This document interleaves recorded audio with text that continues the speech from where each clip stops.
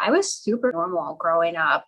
I was very shy and quiet, and I had spirit guides, pretend friends. I really had pretend friends and was just really made fun of for this for forever. And when I grew up, after I started doing like meditations, I was like, there were literal people sitting next to me. If you guys have ever seen like Gumby, they look like bubblegum people and they were like fluorescent and stuff. So that was just mind blowing of like parents and friends and whoever just made me think of like, oh, there's nobody there. So I like rewired my childhood of like nobody being there, but there were actively people there.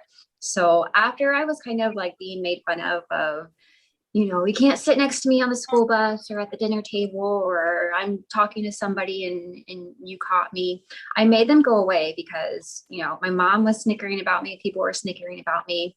I remember being in my front yard super dramatically of like, go away, leave me alone. I never want to see you again. And that's kind of what happened for a good 15, whatever amount of years. And Erica is actually the person who like introduced me into like my spiritual awakening. She said like, stop what you're doing. You need to watch The Secret right now. And if you've ever seen The Secret, it's just like Yes. you create your own life and everything. So after this, I found myself in like spiritual podcasts and like this Abraham Hicks kind of stuff. There was a podcast where someone was channeling Arcturian alien beings, which are you familiar with Abraham Hicks, guys? She is a normal person where she started meditating, and this entity collective of energy started like coming to her, and she was able to like transmit the information, and she's super famous now, like uplifting channel is what it's called. And I was like, this is everything. I'm going to be a channel. I'm going to do this. So I like the next day I found that podcast, like I said, where they had been channeling too. And in this podcast episode, they said like, you can do this. Anyone can do this. You can start doing this through meditation or automatic writing, and it's not, super unreachable. So that's what I did that night. And stuff was coming through, stuff that was super lifey and spiritual. And somewhere like in this story, my mom, she had cancer and she transitioned after 5 years. And I was really channeling because I was having a hard time with this shit. I was actually living with my mom and my dad at the time because everybody kind of needed help with everything. And my dad moved on super quick. He like had a new girlfriend like 2 months after this, and nobody really understood me. So I needed like alien kind of help to like walk me through this because my family was like, he's just lonely, and I was like, this is not okay. And I am not okay. I'm losing my mind. So after I was channeling these spirit guides and these messages and stuff, I shared it with a few kind of friends because some of the things that I said or received, the girl on the podcast was saying the same stuff, like word for word things. So after my friends, heard about this and stuff, someone actually reached out to me and said, like, I've heard that you've been super spiritual and stuff. My brother just transitioned, died. Do you mind like reaching out to him? And I was like, no, I mean, I only connect with spirit guides. I'm so sorry. I know this person. And then I was like, well, what's it gonna hurt? I can, just try for you. So you can imagine how that went. I tried, it worked right away. I saw what he looked like, how he transitioned. I didn't even know that she had a brother.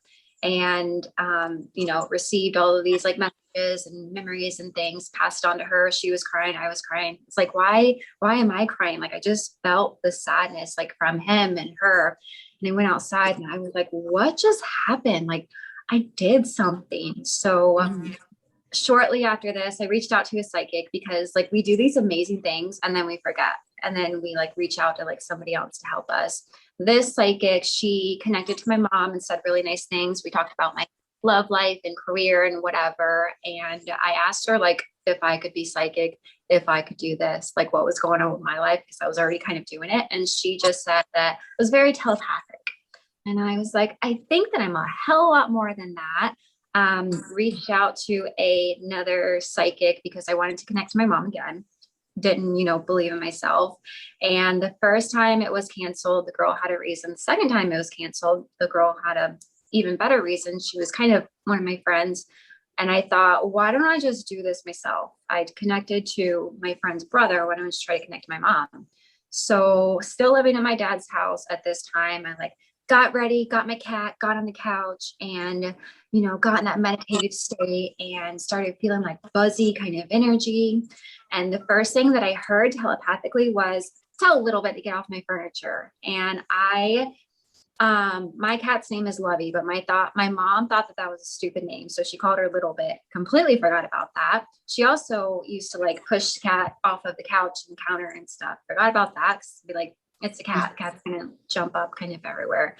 So that was crazy. But we still like get in our head of like, did I just, tap into that memory or whatever? So kept going. And the next thing that came up from my mom telepathically was get hurricane ready. And I don't know where you live, Minnie, but in Florida, we have hurricane warnings all the time. But in Jacksonville, the latitude, longitude lines are like the winds don't work the way with like hurricanes. So it's always just wind. It's always, never ever a big deal. But my mom was very much like the Floridian kind of person in the grocery store saying like, get the water, empty the shelves, do this, do this, do this. And we were always kind of like, you're crazy lady. So when she told me get hurricane ready, I said like, okay, mom, I'm going to get hurricane ready. But the next day I had lunch with my sister and my brother-in-law and they're not open to this stuff. So I was like super excited, but like hush hush about everything. One of the first things my brother-in-law said was, have you guys been tracking the storm that's been coming? So I was like, I think I'm on to something. Started giving readings for my friends and enrolled in a whole bunch of psychic classes, spent like $3,000 on these stupid classes, stuff that I already knew that we didn't really like get anything from. And I was like, this is crazy. Like, how is everyone else not like freaking out? Like, oh my God, like we just wasted all this money. So I thought like, I can do this better. I can get psychic. I can do this better. I can help people know that you don't have to be, a medium or whatever. I taught myself all kinds of stuff. And I like sharing this with everyone and like my story because once we tap into this, it's almost like what's next, like time traveling. Once you kind of open your intuition and your spirit guides and connecting to people, you can do anything. You can tap into past lives and heal trauma and do this and do that.